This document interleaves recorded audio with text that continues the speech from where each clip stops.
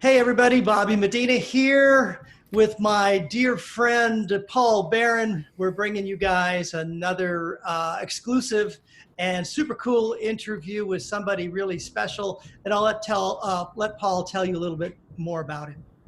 Well, hi everybody. This is really extra special for me. Gary and I go back a lot of years, and I was so inspired to study with him. But it's not about me. I want to tell you about Gary, and we'll talk more about our history maybe throughout this. So Gary is originally from Portland, Oregon. I'm going to have to read this, Gary. I'm sorry. There's It's so much okay. wealth of stuff here. I've forgotten all of it anyway. Well, this is a board for people over 50, so that's that's all right. Um, Thanks for he, thanks for the reminder. I'm in your corner, buddy. So he was a member of the nationally acclaimed group Seldom Six, a Dixieland band, where he was swinging, playing, and tap dancing his way across the country with this group. Uh, At 13. at Let's clear that 13, up. right, and the group was for 12 to 14-year-olds, I understand. Yeah, that's right. Um, in Gary's last year of high school, he performed as principal and soloist of the Portland Youth Symphony. His main teacher throughout, for how many years, Gary?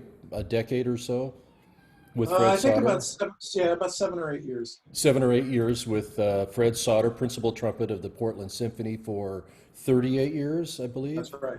That's right. Now the Oregon Symphony. Okay. And in the 80s, then Gary moved to Canada and played over 100 ITV concert TV specials with, you name it, everybody from Doc Severinsen, um, Ray Charles, Paul Anka, Tom Jones, on and on and on, hundreds of them. And then what year? I didn't see that on your bio, but Gary moved down to Vancouver, British Columbia, where we met eventually. And 1976. 76, okay. So I think I started studying in 77, the year after. Tons of TV shows, big specials in Vancouver as well. Tom Jones and Paul Anka, they did their TV series there. Gary's also played in the big bands of Stan Kenton, Louis Bellson, the Dorsey Brothers, Clark Terry, Dark Severinsen. From 75 to 1992, Gary taught at University of British Columbia, University of Alberta, and a lot more. I'm just going to skip ahead here. Uh, Is and everybody from, bored yet? I'm not. This is exciting. From 1995 to 2014, Gary wrote hundreds of arrangements and compositions for orchestras like Toronto Symphony, the National Arts Center in Ottawa, Vancouver Symphony, Memphis Symphonies. Let me see, 95, wrote a tribute show, the Harry James, I'm sorry, Tribute to Harry James. thank you, I can't read my own writing. In 98, wrote another show called Trumpet Greats, and in 2004, a show called Swingmatism, which I was happily involved in. We did a whole week at the Arts Club Theatre in Vancouver in, I think, 2004 as well. And then that same year, 2004, he debuted and played with the New York Pops Orchestra by personal invitation from Skitch Henderson. Let me see. You're At Carnegie. at Carnegie That was Hall. at Carnegie. Yes. My 2011. big break that never happened. And how do you get to Carnegie Hall? Practice, practice, practice. He's written many compositions, also for his wife and orchestra, playing harp. And that was, let me see, I don't have the name of that, Gary, I'm sorry. The Which? piece that you wrote for Gosia and the Uh, orchestra, Concerto Romantico. from the book Master and Margarita, I think it was, Oh, right? well, that was the first one. Actually, that Oh, was the okay. first for solo harp and orchestra, and then the second one, I wrote a second one for her called Oh, Concerto. okay. Well, and the last thing, I'll just jump ahead, is the 2020, your newest composition, Concerto for Trumpet and Orchestra, dedicated to your longtime teacher and mentor, Fred Sauter. So welcome, Gary. Thank you, Paul. I actually wrote a musical 3 years ago. Oh, I'm sorry. Please Ah, talk it's about that okay. too. It premiered here for everybody that doesn't know, I moved to Warsaw, Poland about 13 years ago, and I've lived in Warsaw and still do. And the musical, it's called Letter from Warsaw, premiered last November. So yeah, a lot of composing. Cool. Very cool. Like, Well, is let there me ask the anything he first. hasn't done? Much easier on the chops. That's right. The pen is always mightier than the chop. Than the mouthpiece. So much. So, Gary, let me throw out the first question. One of the things I think we're all drawn to with our trumpet heroes and so on is initially their sound. You know, there's the pyrotechnics, the high notes, the, you know, fast stuff, but it's the sound that really draws us in. And that's what drew me to begging my mom to beg you then for lessons way back in 1977, is because she took me to a couple of concerts. I remember Bear Creek Park and in Surrey and a couple other places, and I went, I got to study with this guy. And I was just so drawn to your sound. So talk about your influences, your sound, how you modeled your sound, how you developed it, and well, let's leave it at that. Well, let's see. I would say, in terms of falling in love with the sound of the trumpet, the first album that my parents ever bought for me, and I was about 12 years old, I think, was Al Hurt. And the album was called, I think, Honey in the Horn or something like that. And I had not been privy to trumpet playing per se prior to that. But this sound and his flexibility and technique and his Dixieland style was just incredible. It really was. He had such a gorgeous sound, and my parents loved listening to this sound. And I knew a lot of people, friends of my parents, who loved the sound of this horn. And then the next album they bought for me was Harry James, 25th anniversary, silver anniversary. Great album, by the way, very hit for its time. And then the next album they bought for me was one of Doc's early, I think Doc's Back in Town or Tempestuous Trumpet. I think it was one of his first two or three. And man, between the three of those guys, the actual entertainment value of the sound of the instrument, and I don't mean entertainment in a pejorative way, I mean just enjoying the actual sound of the instrument without knowing anything about it, really captivated me, really captured me. It was the sound right from the very beginning. And luckily, when I studied with Fred Sauter was a huge proponent of gorgeous sound. This was his, you know, and breath control, using the air in order to create the sound. I remember Fred always talking about air and sound, air and sound, air and sound. Not necessarily, I mean, he talked about air and technique and air and flexibility and air and endurance, all of those things that are really important and need air to happen, obviously. But he really focused on helping me open up the sound, open up my aperture, open up my throat, open up my brain, open up my diaphragm, my stomach. It was always about opening everything. And he pretty much taught me how to play with as open a sound. Everybody knows what I'm talking about here. Open in your mouth, open in your throat, your tongue down and back. Fred never talked about raising your tongue. This is interesting because in terms of, let's say, upper register work, this is a pretty common technique, one that I never particularly focused on. And I think it was because Fred made me focus on as I ascended, and we didn't work on high notes. Maybe we can get into that a little bit later. Sure. And Paul, I know you're a proponent of this. If you want to work on high notes, get the rest of your lower register working really well. Absolutely.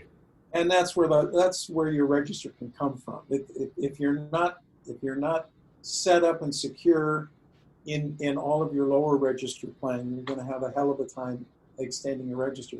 So Fred would always say, as you ascend, keep everything open. And so when I ascended, let's say even up to a high F, which Fred and I always talked about as being the usable, pretty much the required usable register of a trumpet player, up to the F. To play it as open as possible so that through the entire register of the horn, your tone quality didn't change. It still sounded like you when you're above high C. And he pounded that into my head, figuratively speaking, except one lesson. I think maybe he pounded it literally. I'm kidding. Fred was and still is just a master. He's one of the master teachers. So that's the long answer to your question. I always focused on sound and keeping everything as open as possible. Now, perhaps it kept me from extreme upper register work, because I think even though aperture needs to be open in order to do that, your tongue has to work, your tongue has to move up in extreme upper register. But I never really cared about that. I never focused on extreme register. I guess what I would say, extreme would be above a high G. Probably most young players today don't think that's extreme anymore. When I was a teenager, G was it, and anything above G was high note, like serious high note playing. It doesn't seem to be so much anymore. But so really, my first 6 or 7 years. Oh, and I should say, the first trumpet teacher I had was a bass trombone baritone player in the Oregon Symphony and a high school band director in Portland by the name of Jack Dalby.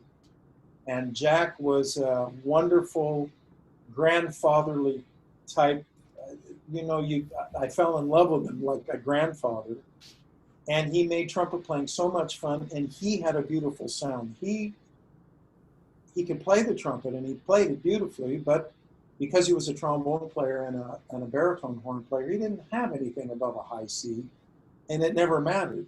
So in the first couple of years of my trumpet playing with Jack, even then I was focusing on a pretty sound. He said, you want to play pretty so everybody in the neighborhood wants to hear you play. When they ask you to play a song, play a song. He got me playing songs right in the very beginning. There was technique. The old, Bobby, do you remember the Rubank book? Did you ever work through those? Oh yeah, this brings back a lot of memories and for how I've been taught as well. I mean, I've always said there's the high register and the low register, and then I play in the cash register. That's the area that I like to play in.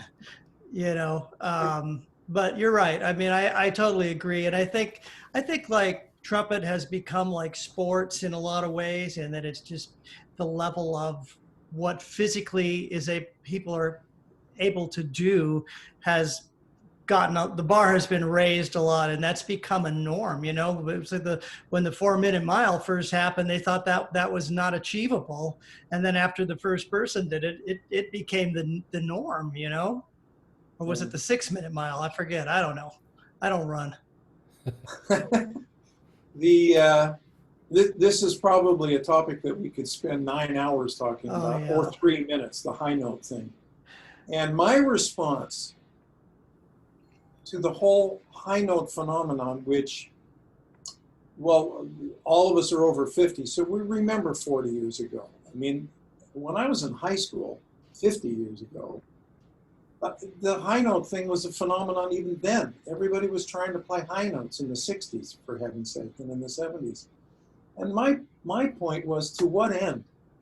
If you look at all of the great classical trumpet players in the last 100 years, all the way, start from Dal Steger, start from Herbert L. Clark, go to, Jerry Schwartz, to Bud Herseth, to all of the great players, high notes were never an issue for any of the classical players. It just absolutely wasn't necessary. They needed to play up to an F, let's say. His orchestral repertoire for trumpet rarely gets even up to an F, frankly. And I'm not talking about piccolo playing's another thing. And if you take a look at all of the big money-making trumpet players in the entertainment world since 1920, You know, Louis Armstrong had an F and not much more. And you go through the 30s and 40s, and then you get into, I mean, Roy Eldridge had the high notes, but didn't play them very often. It didn't matter. It was about everything else. Charlie Shavers was crazy high note stuff. Mm-hmm. But most of the time, he played in the cash register. Now you get into the 50s, and now we're talking about Chet Baker, and which is one of my favorite jazz players to listen to still. And man, I don't know if he ever even got up to a high C. And it didn't matter. That was a cash register for him. And then you talk about guys like even Freddie Hubbard and Woody Shaw and Clifford Brown and all the great jazz players in the 50s. Miles never played a whole hunk above high C. And then you get into the commercial players, you know, Herb Alpert became a damn billionaire playing Tijuana Brass stuff, you know, which, all that. So and even today, Chris Bothy is probably the top, let's say, commercial entertainment player. And he's got a pretty solid range up to an F or a G, but he rarely uses it. So, well, it's when it's done tastefully, you know, like I've seen Chris, I've seen a number of these guys, and there's a kind of musicality that goes along with it. And then there's always the exception, because I know there's a bunch of people in our group that is going to say, well, in the 50s we had Maynard, and 60s we had, you know, Bud Brisbois and this and that. But it was really a specialist kind of thing. You know, there's always, I think there have been high note specialists throughout the years, but the majority of people, the appeal to the average listener is not up there. I remember going to see Maynard Ferguson concerts, and my mom just didn't get it. I mean, my dad kind of understood it, but my mom was like, he like ruins all the songs with all that squealing and everything he does. Hey, my mom and dad said the same thing. It's not a pretty sound. You're right, Bobby. There are always the exceptions. I mean, I stood next to Cat Anderson with Louis. We played together a couple times in Louis Belson's band. And I'm here to tell you, this is crazy stuff. I mean, standing next to the guy, you could see the blue flame coming into his bell. I never heard anything. And I heard Maynard. Maynard had it was a different kind of a thing. Mm-hmm. Bud Brisbois was kind of different.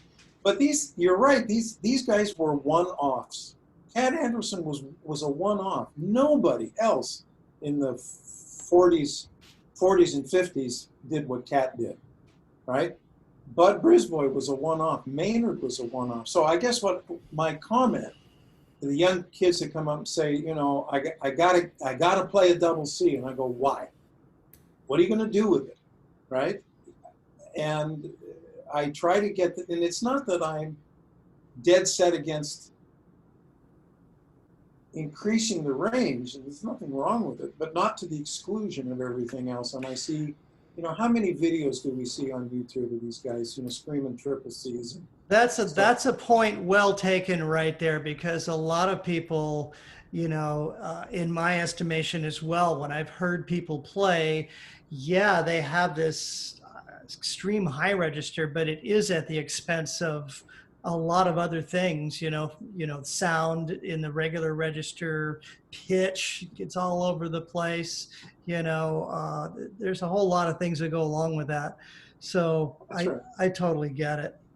So getting back to your sound, go ahead. Yeah.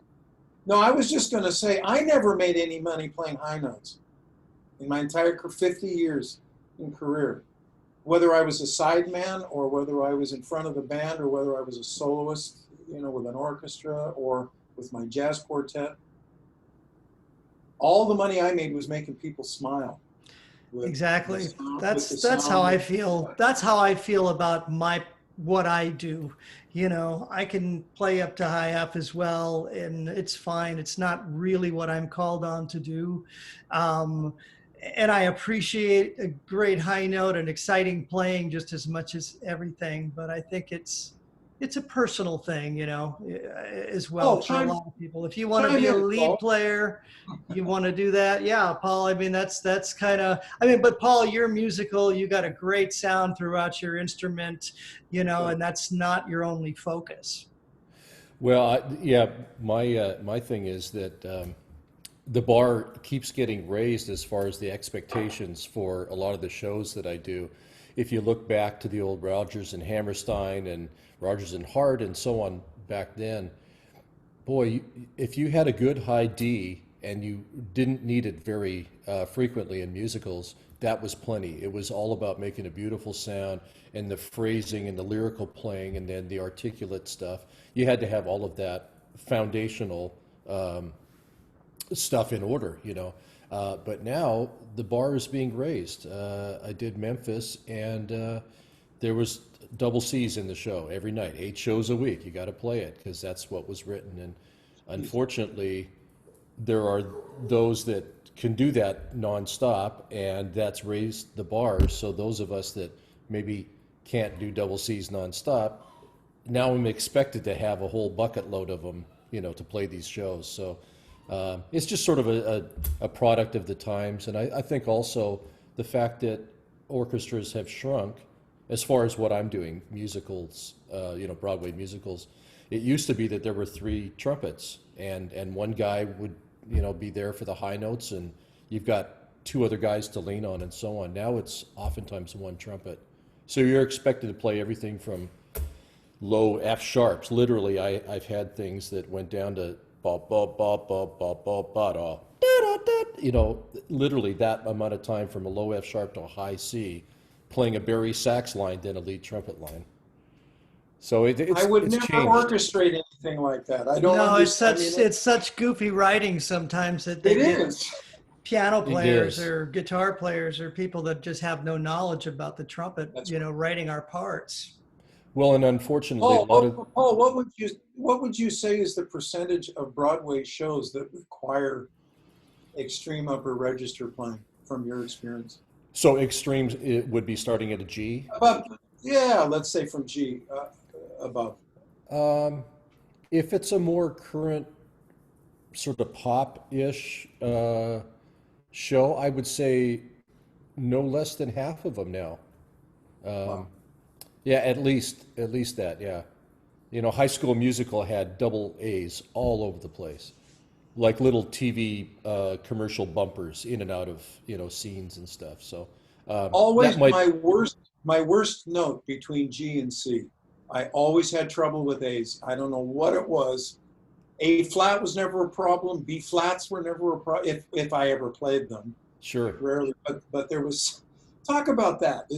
Have you ever run into that where there's you know, in my experience, I would bump around that A. I'd either be below it or I'd bump up above it. It didn't matter what horn I played or what mouthpiece I played. Well, Just that's out the of exact. curiosity. Well, that's the note for me that gives me trouble too. It's and the same thing. B flat's fine. B locks in really well. C, but that A, you know, and it seems to have a mind of its own. One day or 1 week or 1 month, it might be the first and second valve, and then that goes away. Like it was fine yesterday. What happened? And now it's third valve, and only third valve would work. And then next week it's second valve. You know, so it just changes for me all the time. Has anybody ever done any research on what the problem with the A is, or is it just you and me that have that problem? No, there are a lot of people. It's either A or B flat, maybe A yeah. flat. Wayne Bergeron has the most amazing double high A, but his A flat he just can't count on. So he goes, "Yeah, I got a great high A flat. It's Dan Finero right next to me." Right, the guy next to me. Yeah, and I used to have one horn. I could always count on an A. It was just fun to play. I could get my arms around it. It was nice and big, and then I had some work done in that horn, and it's gone. And I've never had a horn or mouthpiece or combination of that's nailed it quite as well. Drives me Very crazy. strange. Anyway, at the end of the day, that would be my comment about sound. I was so focused and ensconced by my teachers, first couple of teachers and they were all about sound. Fred was a spectacular technique man as well, and I owe a lot of my playing to Fred Sauter, honestly. So just And from a technical standpoint, because we only have about 2 minutes left here, from a technical standpoint, what kinds of things were you working on physically to develop your sound? Were you doing like concone studies or lyrical etudes or a combination of different things? Fred focused on my sound no matter what I did. If I was doing lip slurs, the most important thing, I do remember now, the center of the pitch. This was a big thing with Fred, is locking into the center of the pitch and knowing where that center is. So he would give me little exercises, and I can't remember the guy that created them, but these are lip bend exercises where you start in the middle of the pitch, you bend down, and then you bend up and then down. That sounds like some Jimmy Stamp stuff. Well, probably. It would be like Jimmy Stamp. And in the early years, if more typically, we all end up playing high on the pitch. It's pretty rare that we play underneath the pitch. So if I was starting to play high on a particular whether it was a lip slur, Walter M. Smith lip flexibilities that Fred got from me, and man, I was doing those. Those are great for endurance too, by the way. I read somewhere a number of guys, the answer to the question, what's the best thing to do for endurance? And just about everybody ended up talking about lip slurs. Yeah. And I think, and unless there's some newfangled approach that gets you there differently than lip slurs. But anyway, so go ahead. Let's end there because we're going to get cut off in a second and we'll pick it up on part 2.